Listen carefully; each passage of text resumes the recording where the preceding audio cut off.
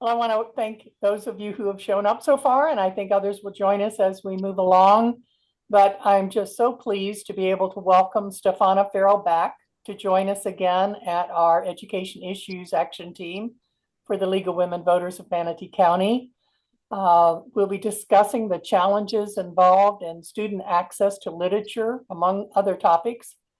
Some of us certainly remember that Stephana was with us last year. She's a mother of two public school students in Orange County and the co-founder of the nonprofit Florida Freedom to Read project. She's also the director of research and insight for that project. And it's an organization that's dedicated to protecting student access to information and education. Stephana has worked tirelessly to get books that have been banned back on school shelves. She's one of several plaintiffs in a lawsuit filed against the Florida State Board of Education by the ACLU of Florida and Democracy Forward, fighting for, among other things, a parent's right to challenge the challenge for book bans in school districts. And we've certainly been talking with our local school district personnel as well to see if there isn't any way they could find their way around and be able to allow us to challenge the challenges. We've not been successful on a personal basis.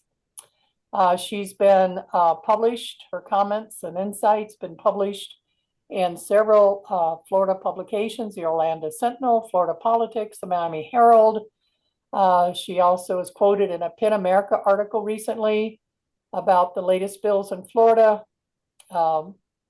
indicating that, and she'll probably talk about this, that one of the new requirements would be that we make sure the name of the Gulf of Mexico is changed to the Gulf of America, which of course, as we start to exclude historical context in textbooks, just puts our students at a disadvantage, a great disadvantage.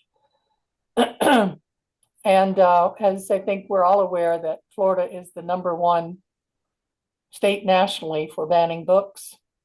Just in Manatee County, we had 45 objections between September and December in 2023, and not one of the books were read in its entirety.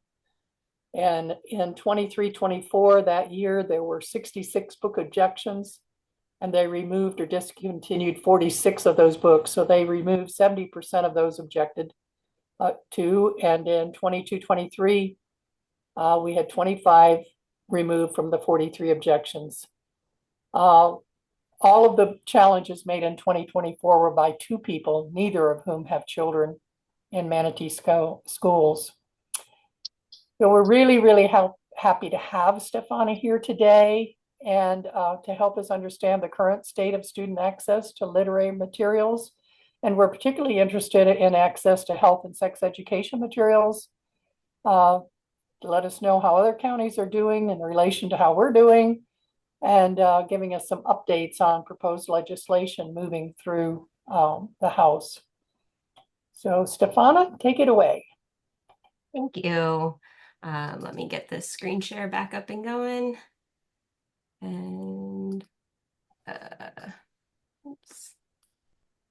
Okay. All right. So I know I said this before, but the last time I was here, and you did a great introduction. So I'm a parent in Orange County, and we actually have both a C3 and a C4 now. So the C4 is Florida Freedom to Read Project. And it is a C4 because we do want to advocate when it comes to policies, both locally and at the state level, and use the research that we have to make sure that our elected officials are making evidence-based decisions. The Freedom to Read Project is a little bit newer. It's the national C3, and it is really focused on providing parents and community members sort of the on-the-ground lessons that we have learned through mostly trial and error in how to do the things that we're doing around education access and protecting education access. So that's just quickly who we are. So the parental rights myth that's out there, of course, we all know that parents have always had the opportunity to make adjustments and advocate on behalf of their children in public education. For the most part, we We have looked at the library access policies, 67 different districts. We received responses back from 41 of them this year. So 41 districts, 6 of them had some version of an opt-in where parents had to turn in something in order to get their students to have full access. But most districts are saying, okay, our parents have enrolled their students here. We're going to assume that they want access to all of the resources available until they tell us otherwise. And that continues to be the least restrictive way to meet the needs of every student while also fulfilling the rights of every parent. School library access. So when it comes to, I highlighted here Manatee County. So this is the 24-25 data that we received in the fall. You'll see 99.969% of students have full access to their libraries. So there's only been a very small percentage of forms that have been turned in putting restrictions on their kids. And you can see there are lots of other districts that are more than 99% of students with full access. We actually have 19 districts that have 100% student access.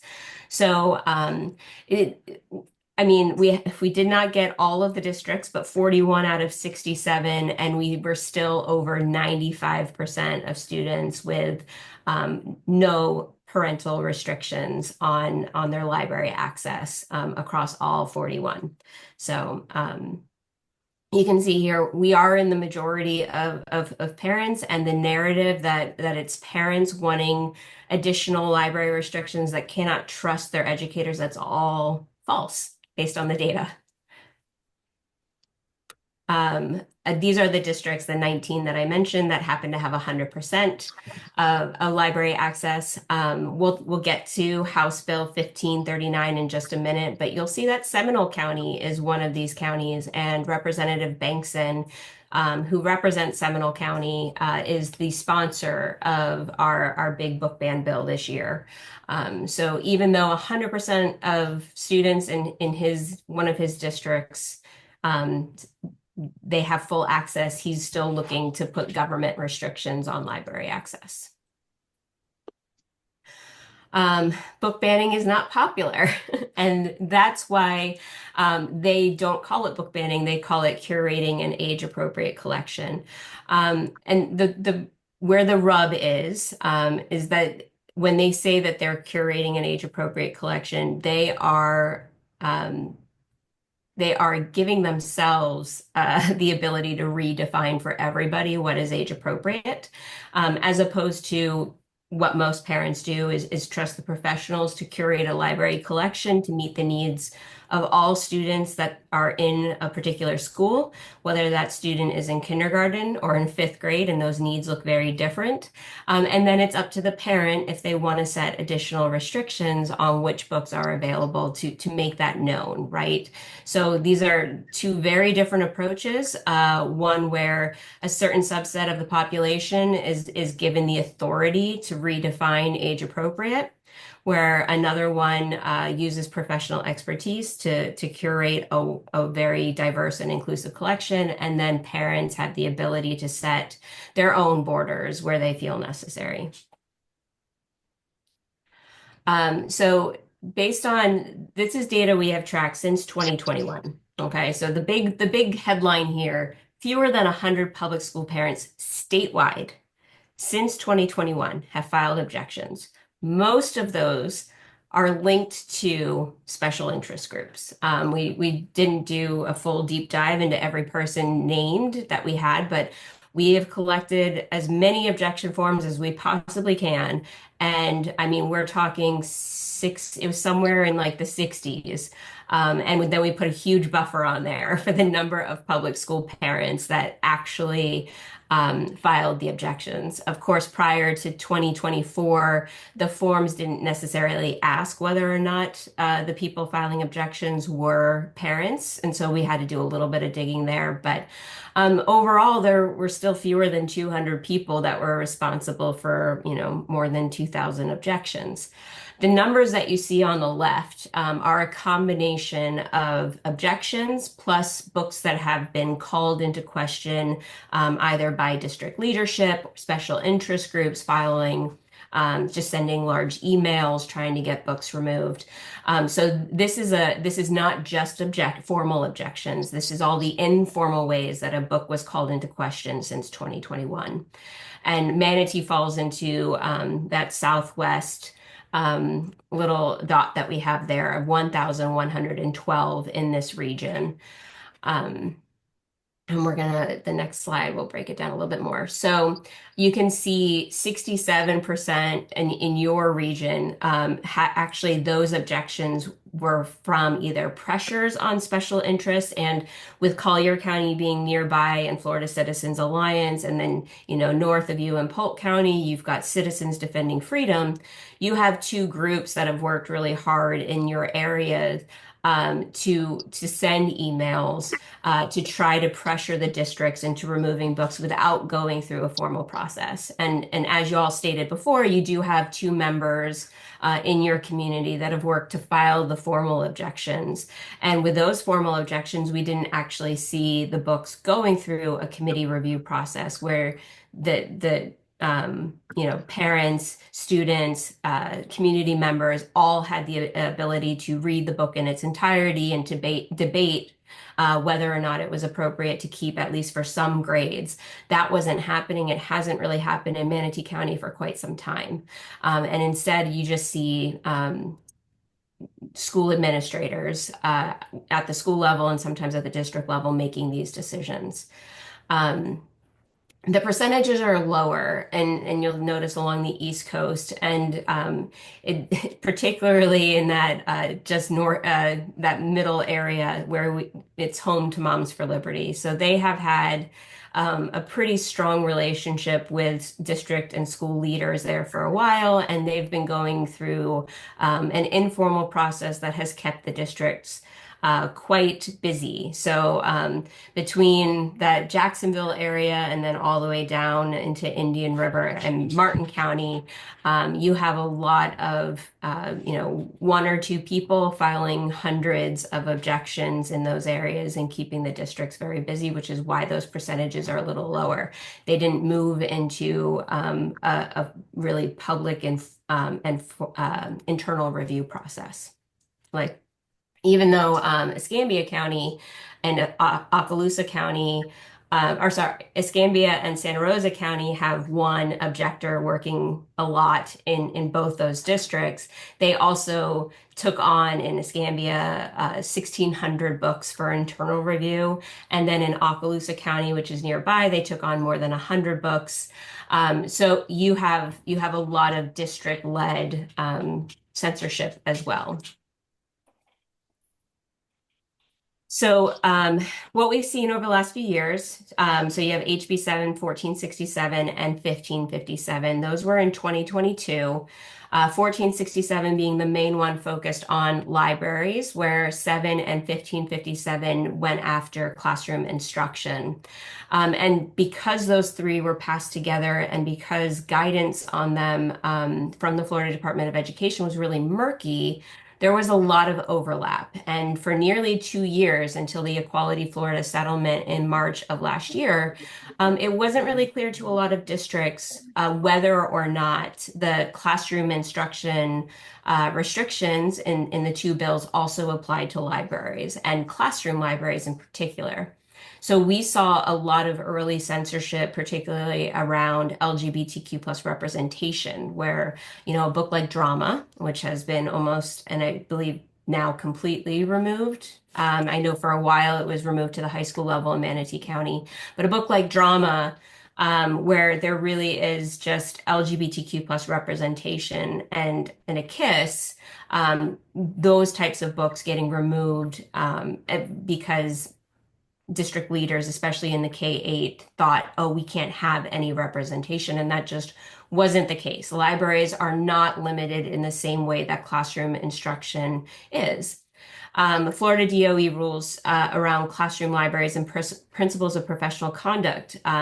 Those rules went into place during the 22-23 school year and kind of came to fruition in the first library media training that was released in January of 2023. And we saw a lot of different districts respond in different ways. Manatee County, of course, covered up their classroom library books, made national news along with Duval County for doing this. And they said, until we get the library or the classroom libraries approved, you, teacher, could be held responsible for having a book that violates the law, and especially if it has not been approved by a certified media specialist. So we saw thousands of books automatically get kind of, not available for student use until a media specialist was able to go through and approve the books. And after national news happened, and in particular, they went heavy on Duval for other reasons. They wanted to pressure a superintendent out of her position. We saw kind of districts backtrack from covering up libraries and take things a different way. But ultimately, when 1467 was passed, they never talked about classroom libraries during that entire floor debate in both the House and the Senate. And then all of a sudden in October of 2022, the Florida Department of Education said classroom libraries are now library media centers too. And so everything that was in 1467 applies to our classroom libraries.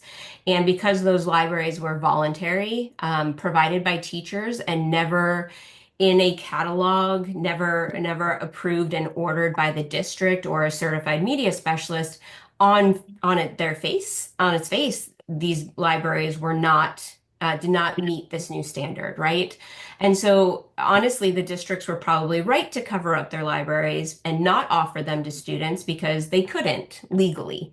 The Florida DOE kind of said, well, we never gave you a compliant, must comply by date. And so you have all the time that you need to come into compliance with getting them scanned, getting them online in K through 5 so that people can see what's available, and getting them approved.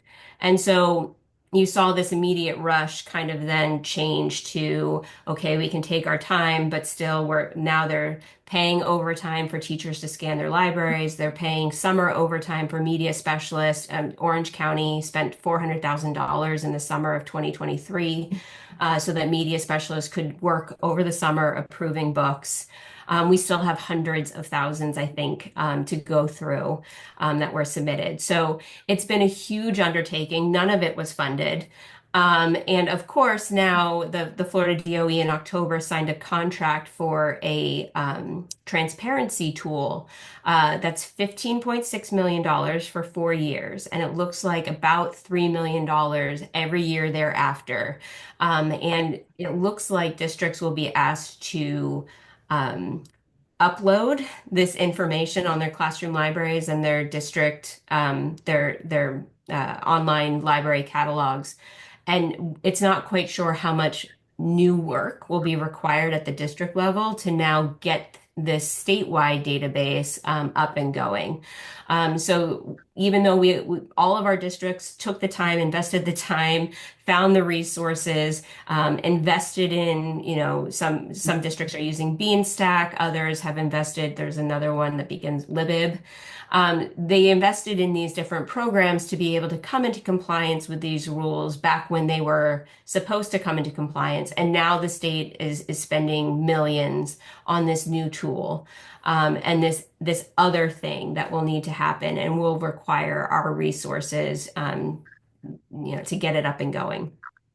2023, we had HB 1069 that really kind of opened up the door to censorship. With 1069, the law said basically anyone that reads a book aloud and gets stopped from reading aloud at a school meeting, the book would have to be immediately discontinued, or at least that's how people interpreted it. That's not what it said, right?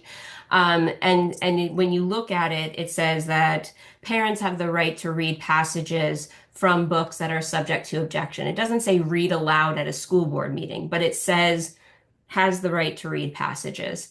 And if they're denied that right and opportunity, then the book must be discontinued. It then goes on to say that once a book is objected to for sexual conduct, depictions or descriptions of sexual conduct, pornography, or materials that are harmful to minors, it must be removed within 5 days. And then if the determination is that it's pornographic or harmful to minors, it must be discontinued. If it's determined that it is either age inappropriate, not suited to students' needs or abilities, or has depictions or descriptions of sexual conduct, it has to be reviewed for age appropriateness and ensure that it is only accessible to students of where it is age and grade appropriate. So it didn't say that the law fully prohibits any depiction or description of sexual conduct, but nevertheless, that's the guidance that the Florida DOE gave districts in October of 2023. So we saw a number of districts go through a internal review process, thinking that if the books were removed last year because they had sexual conduct in them, and they appeared on the state's list, then they would have to then remove those books as well. And that's where we saw districts like Seminole County, Indian River, Collier County, just removing hundreds of books at a time without reading them in their entirety. 2024 came along and we got HB 1285, which was the limitation of non-parents to one objection per month. It was supposed to help slow down people in Escambia County, in Clay County, their one objector in each county. And then what happened? Well, in Escambia County, she found and started using power of attorney. So people who were, one parent in the district and in the neighboring district would give her power of attorney, and then she could file as many as she wanted to. In Clay County, he found a parent that was willing to put their name on all of the objection forms that he had ready and available. So he's like, in January, he filed more than 60 objections. He hasn't really been slowed down. So that has been a difficult one. They thought that they were doing some good. What we have told them is basically, any parent has the ability to set restrictions on their own kid at any time. And so outside of that, if they're filing a formal objection and it's going to have an impact on everyone's children, then they should be treated the same as any other person filing an objection, and everyone should be limited to one per month. That's what we were hoping to see pass this year, and that's not happening. So then we're going to move into this legislative session. I made this a few days ago. Of course, last night, the governor signed HB 549. That was the Gulf of America bill. And when this bill first started off, it said that any materials that we have in the library or instructional had to be replaced by July 1st to reflect the Gulf of America, not the Gulf of Mexico. And when people kind of started shouting at the bill sponsors, hey, we just bought brand new social studies textbooks throughout the entire state. This is going to cost districts millions of dollars. They decided to change the language. So the bill that passed and that was signed says any materials acquired or adopted after July 1st of 2025 will have to reflect Gulf of America. And while this just seems like a silly little bill to appease a certain ego, it has real implications. So we started using the example of A Land Remembered. It's a book that has been taught in Florida curriculum for generations. It says the Gulf of Mexico many, many times. A publisher would have to set out and create a new edition to reflect the Gulf of America in order for classroom teachers and librarians to be able to purchase new copies to replace worn or lost copies. Last night we put out a graphic that had a handful of books that would also be impacted by this. One of them is one has won multiple awards. Another one was in 2021 was on the Florida Teen Reads list. So this will have major implications beyond just the textbooks, right? It also begs the question, will we be able to teach our students in a few years why the Gulf of America is the Gulf of America after, nearly 500 years of being called the Gulf of Mexico? Will we be able to go through the civics lesson of what how an executive order was used to make that possible? Why, the United States might recognize it as the Gulf of America, but no other country is likely to do the same. Could we have that in a social studies textbook? That's not clear, right? And we'll find out probably the next time that we go through the social studies approval process in a few years. 1539, 1692. At 5 o'clock today, we will find out if 1539 is on Thursday's agenda for the Education and Employment Committee in the House. That is its next stop. 1692 has been temporarily postponed. This bill and the one after at 1255 are both kind of in the same place, although 1255 does not have a dedicated Senate companion that matches exactly the language. These two bills both have terrible policies that could become part of the bargaining that happens to get the budget approved. So 1539, it's called harmful to minors, and basically creates a new definition of harmful to minors that removes the third prong that we have used for more than 30 years in the state of Florida to determine whether or not a material is harmful to minors or if it's protected speech for minors. So that third prong that it removes is the ability to consider a work in its entirety for literary, artistic, political, or scientific value. It is incredibly detrimental, and it seeks to according to the bill sponsor, it will close a loophole that has allowed districts to usurp the parental rights of those that have tried to remove books and not been successful because they have value, however, not to minors, is the argument that they're making. The reality is every single book that has stayed after an objection has at least had some sort of review process where at least educators, usually parents also involved, read the book in its entirety and determine that it is appropriate to remain available where they allow access. And the books that the examples that they prop up that have stayed are some of they use probably a handful of them, right? They haven't been public about which ones that they're showing around the Capitol, but we can assume it's probably the same handful that the governor used in his presentation. The truth is, though, they have a handful, we have over 4,000. So they'll point to certain books and then we'll say, but this bill does not protect the classics. And they'll say, well, yes, it does, because the Florida Department of Education has the right to preserve access because of meeting the English language arts standard. But right now there's 300 books on that standards list, just over, and most of them are written by white men, and most of them were written over 70 years ago. And that's not really representative of all of the work that we consider classics, especially the modern classics by writers like Toni Morrison, by writers like Alice Walker, by writers like James Baldwin.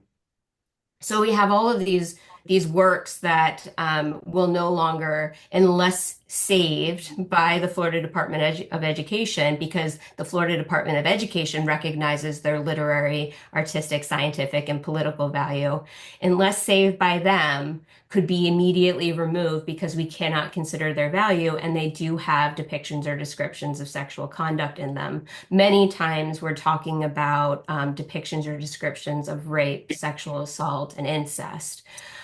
These are not done to be pornographic. These are done because they put the characters through very complex situations and present deep topics and discussion around humanity, morality. They're complex works, and they're also very often seen in our AP lists, our IB lists. And so we would be depriving public school students, this is an important piece of it, we would be depriving public school students access to books like this, like The Kite Runner, The Bluest Eye, Beloved, The Color Purple. Meanwhile, because they're not actually changing the definition of harmful to minors in criminal code, just the education code, private schools would still be allowed to offer access to these books. Homeschool parents that use vouchers could still go and buy these books and allow their students to use them to prep for the AP exam, where we could not offer them in our public schools. And the reason why private and homeschooling parents could use their voucher money to do this is because the books aren't actually harmful to minors by the legal definition. We are creating a new definition and putting it in education code and treating our students differently. Was there a question? No, okay. I'm going to go on to 1255. So 1255 is known as the Baby Olivia bill. And that would require a very particular video. It does not state the Baby Olivia video, but a very particular video on prenatal development to be shown sometime in the secondary level, grades 6 through 12. And the reason why I, as a parent, am very concerned about this is because I know I have a sixth grader in OCPS this year. I know the curriculum that OCPS submitted to the state for approval prior to this school year. It contained a slideshow of prenatal development at each kind of major milestone, really simple line drawings of what development looks like and a bulleted list of what is happening. And that had to be removed, according to the Florida Department of Education, before they would approve it because it was considered inappropriate.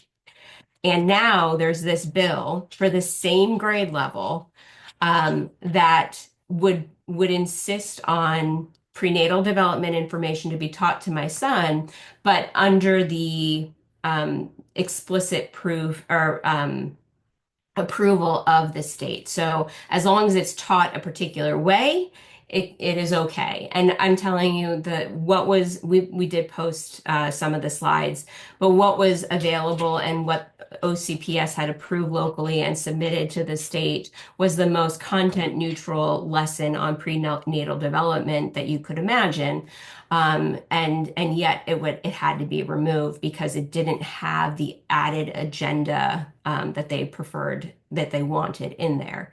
Other things in 1255, it would limit, it kind of has that same individual freedom language that we saw in HB7, that we saw in Trump's executive order early in his presidency, where it would limit programs and supports that would support social justice and political leanings and dealings. So it says basically organizations that lead programs, extracurricular activities, they cannot be funded with state money if they happen to support certain initiatives that the government does not approve of. So that's a little bit concerning. The other piece of 1255 that's in there and it hasn't gotten a lot of attention is the fact that the Florida Department of Education would be asked to find one of its universities to create an advanced program, basically to offer in high schools. So at the same time, and we're getting to 5101, 7030 in just a minute, at the same time, it looks like they're defunding some of our advanced programs. 1255 is a bill that would allow the state to create one. And so that's a little bit unsettling as well.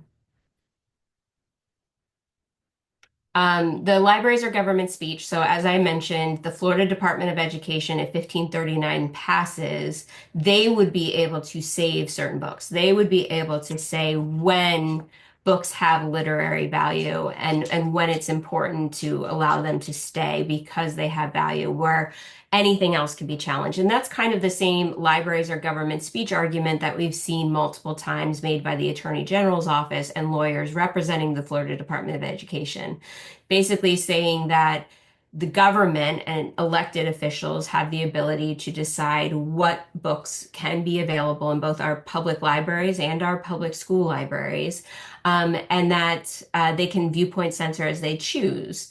If people have a problem with it, they said that they could vote those people, those elected officials out the next time that there's an election. No judge has yet to rule on this, but if 1539 becomes law, we would be putting something, an argument into law that has not been successfully made in court and subjecting ourselves to more litigation. And we are talking about the student prep and the ability to compete.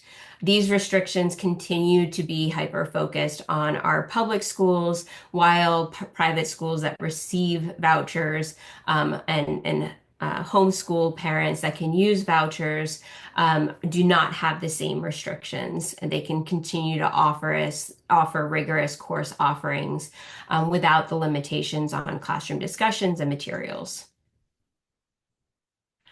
And then I mentioned the transparency tool before, so I won't linger on this one too long.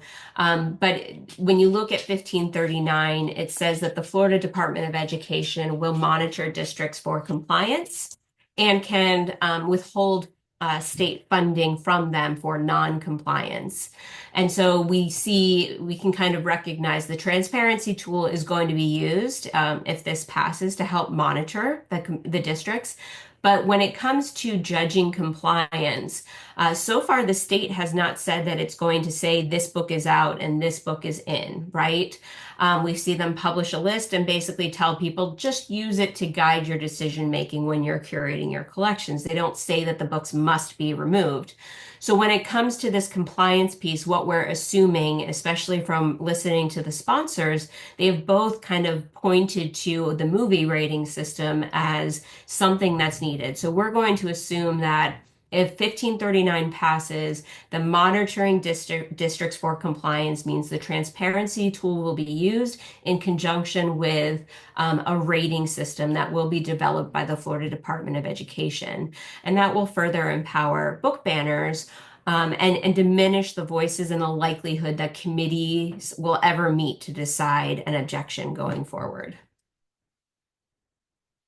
All right, time for questions. I'm going to stop sharing here so I can see everybody.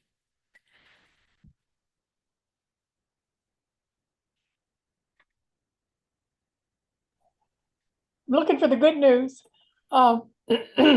So we have about a dozen of us on this call. So I think if anyone wants to ask a question or make a comment and ask a question, just raise your hand and I'll call on you and we'll just have an open conversation. Judy? What's the status of the ability of parents who do not want a book removed to be able to go before a school board and ask it be re-entered into on the shelves? So, so for my lawsuit, we have appealed to the 11th Circuit Court. So the state argued that the special magistrate process is only open to parents that object to the use of the material. Because that's what that statute is for, right? Objecting to the use of the material. The special magistrate falls under that statute. And so when they say parents, they only mean parents that are objecting to the use of a material, not to the removal of a material. And so the judge sided with them. They sided with that argument. He agreed with that argument. And so we appealed it to the 11th Circuit Court. Yeah, I think Judy had a call coming in, so she probably will want to come and follow up as soon as she can take care of that. Kelly, need to unmute? Unmute, Kelly? Judy came back and she was trying to say something, but she was muted. Yeah, That's okay. My husband got it. I ended up muting, the stuff kept moving, so I ended up muting, I believe, everybody. So if you want to talk, unmute yourself. Okay. Judy, did you have a follow-up then for the question about challenging challenges? I'm still equally discouraged. Yeah, I mean, we've railed at our county administrators who adhere to what the county has decided. Of course, we're one of those districts that doesn't have a committee. The principal decides. We have railed with the district staff, and they have revealed to us they're not happy with what they're doing, but they're doing it. So it's a very lose-lose situation. So Go ahead. I will just say to that, even though the status of our lawsuit being able to use the special magistrate is a continued fight, there's nothing technically stopping a district from creating a policy where they take a book that has been removed, a decision back under review. So the only reason why they're not doing that is because then they don't want the ever, basically the where one side's going to file one thing and then the other side's going to appeal, and it just is a never-ending loop of reviewing the same book over and over and over again. So they think they're doing themselves a favor overall by not opening up that door to go back and change things. There was a district, Alachua, that was going to take some of their removals that they had made when they were under the impression, because the Florida DOE said that any book with sexual conduct had to be removed. They were going to take those books back under review. A new separate superintendent came in and put that review on hold. So they're waiting for this legislative session to finish before they take that review on.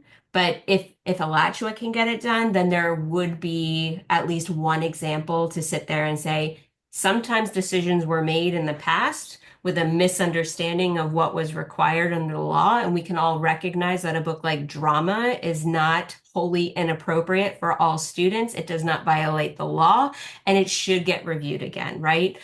We also have the lawsuits that are happening in districts like Orange and Volusia, where if they end up being successful, there would definitely be cause for taking a lot of the removals that have happened back under review. Because, again, these districts are making, in Orange and Volusia in particular, they had reviewed books in the 22-23 school year. Their committees had voted to retain them. And then HB 1069 passed, and the districts, without further consultation with committees, decided to remove them because they thought that the books now went against the law and they were no longer allowed. And so that's kind of what they're looking at there. And even though basically the committees were given the direction that decide whether it's harmful to minors, they said no. Decide if it's age appropriate, they said yes for these grades. They made an informed decision, and then the law came in and changed how the district behaved. And so that court ruling could also pave the way for further review and reconsideration. But with the removal of the third prong for pornography, that will increase the numbers of books that might be eligible for challenge. If it goes through this year, we're really hoping that it doesn't. We're really hoping that it doesn't this year. We met with a lot of people in the Senate, and we were able to get that temporarily postponed. I think we put enough facts and data in front of them to say that this is not what people want. You would be overturning the voices of community members and allowing the government to set the boundaries on students against parental wishes. And I think that scared them enough. The House is not quite responding in the same way. So we'll see what happens. But yeah, it does look like it will be negotiated, but we don't know if it'll become law this year.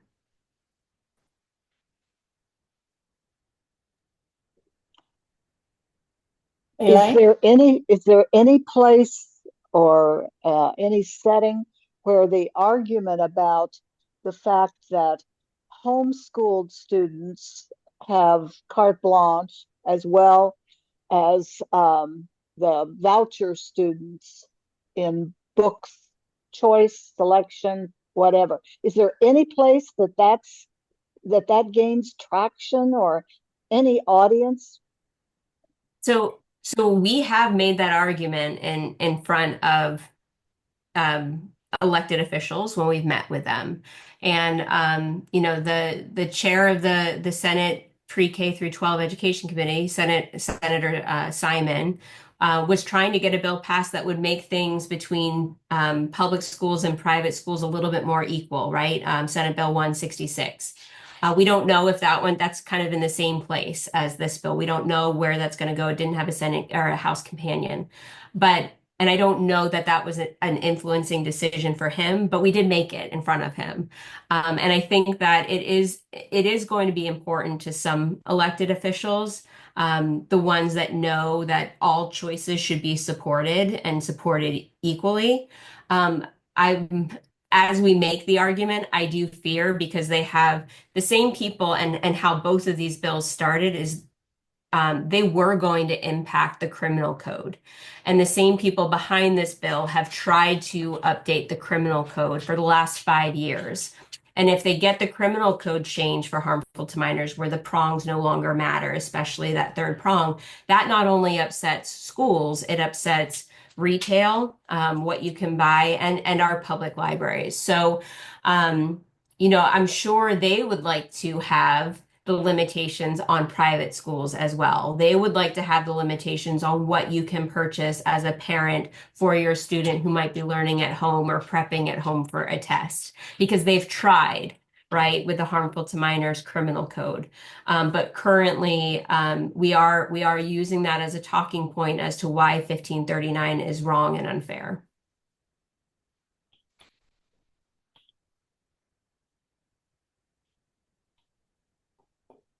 A lot to think about. What can we do? What can we do? So in the next 2 days, and again, we'll know here in about 13 minutes, I'm really hoping it doesn't get agended for Thursday. But if you happen to see 1539 and 1255 on the agenda for Thursday in the Education and Employment Department committee, there are a lot of members on that committee, and we will need a lot of phone calls and emails made. So both of those bills, that would be their next stop. And we would need a lot of support and help getting those members listening to us that these are not bills that we want to see. They do not honor parental rights. They take away local authority, district autonomy, and they diminish the voices of parents who have made choices, and most of them have given full free reign to explore the library, and trust our educators to make these decisions, not the government. And do you have those talking points listed on your website by chance? So with 1539, we do have some graphics that are on our Instagram in the private Facebook group that we have. They're on our public Facebook page as well, if you're on there. Let me grab it now. I can put it in the chat. Now, I wrote this after 1692 went through its first committee, but the talking points are the same because they amended 1539 to be this exact version of 1692. So the title says 1692, but it applies to 1539. And so a lot of those talking points that I went through today are on there for that bill. Did somebody able to capture that to keep it so we can go there? Chantel did. And when we were back at the slide that listed the statutes, there was a House Bill 5101 and Senate Bill 7030 that I don't remember you talking about. Oh, okay. Sorry.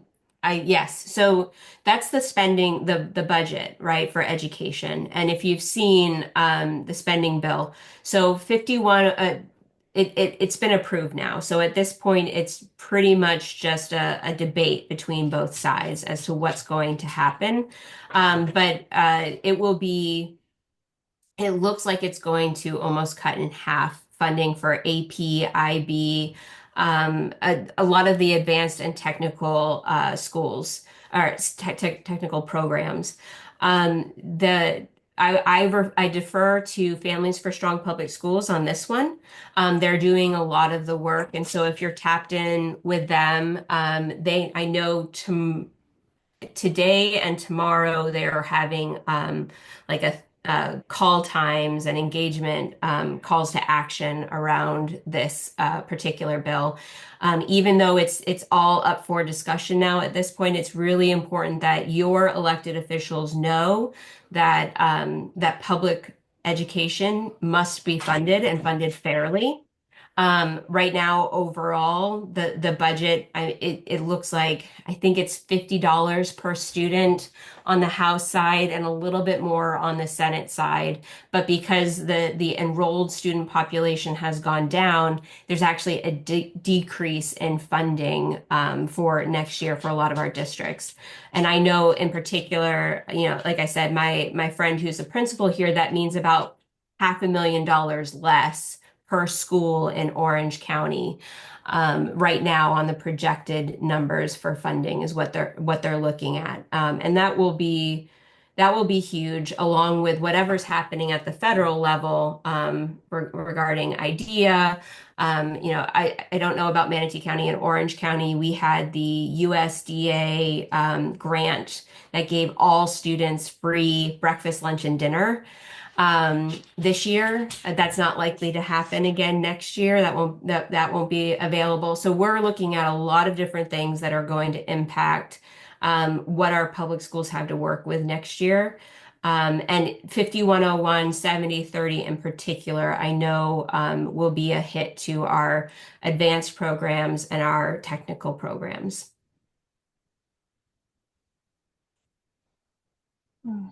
What other questions? Ladies, comments? Any comments? Just want to verbalize your frustration? Anything? Judy?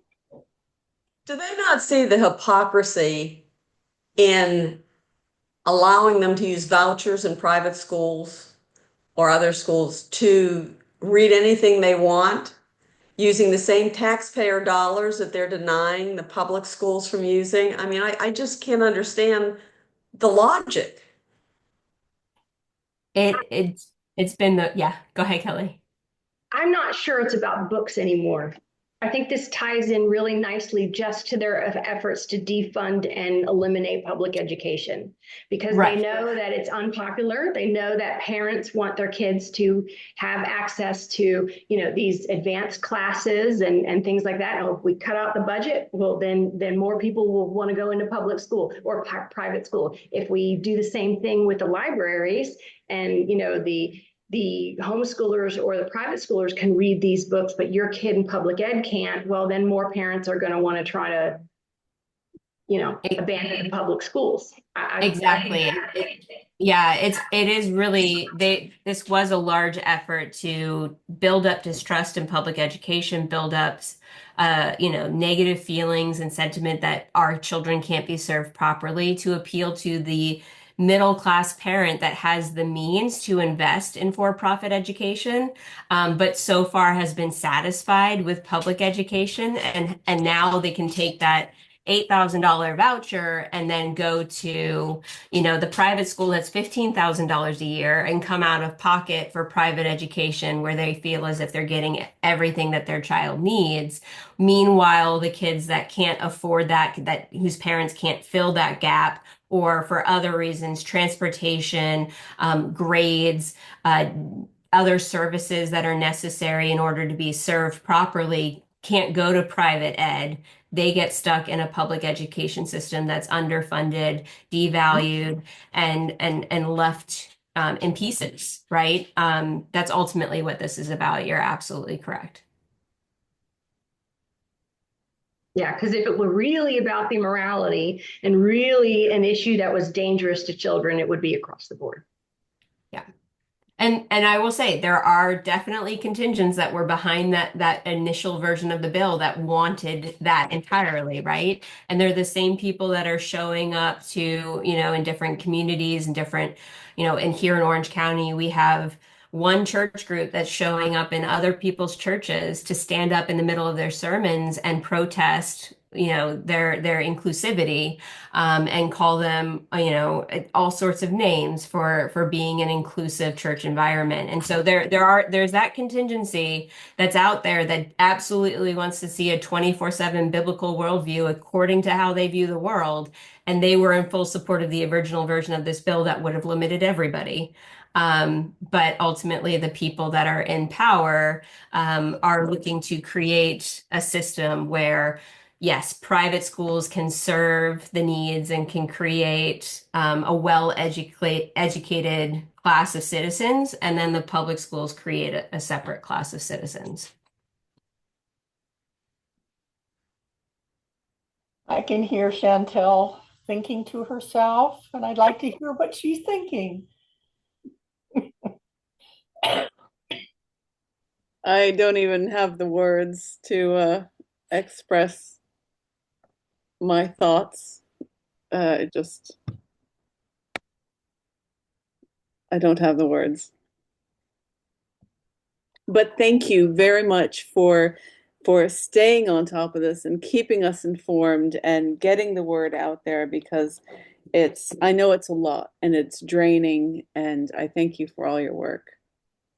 And we are, yeah, I get asked a lot about how I cope with all of it. And I said, well, I'm one of those people, I can't take on every issue. I wish that I could, right? But like being in coalition with groups that I know either handle a lot of different issues or have committees to target specific issues, it definitely helps, because I can focus and I can work really hard on one thing that I feel like we could possibly move the needle on, knowing that others are doing the same things. And then there's larger groups that are taking on and being advocates for all of the things. And so it is great to be in coalition. I'll like to say it's great to be in coalition with everyone. So yeah, and I'm sorry I'm the bearer of really bad news for this hour.